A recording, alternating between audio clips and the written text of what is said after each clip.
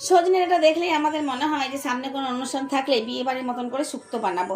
আর বিয়ে বাড়ি বা অনুষ্ঠান বাড়ির শুক্তো মানেই আমরা দু হাতা শুক্তোর ঝোলটা নেবই নেব, তাতে অন্য কোনো রান্না নেই চাই না নেই। তাই আজ আমি আমার চটজলদি রান্নাঘরে তোমাদেরকে দেখাবো যে বিয়ে বাড়ির মতন শুক্তো রান্নাটা কোনো ব্যাপারই না।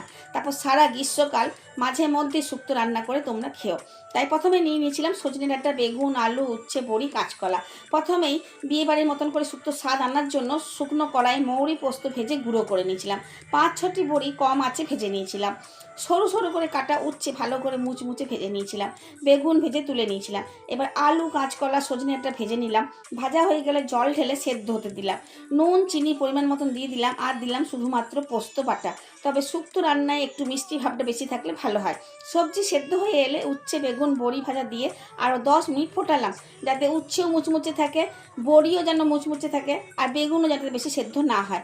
এরপর মৌরি, পোস্ত ভাজার মশলা আর কাঁচা সর্ষের তেল ছড়িয়ে নামিয়ে নিলাম আমার চটজলদি রান্নাঘরে রান্না করা বিয়ে বাড়ি স্টাইলের শুক্তো রান্না। দেখতেই পাচ্ছ একদম ঝোলঝোল হয়েছে, প্রত্যেকটা সবজি গোটা আছে, এতটা সুন্দর খেতে হয়েছে যে শুক্তো দিয়েই আমি সমস্ত ভাতটা খেয়ে।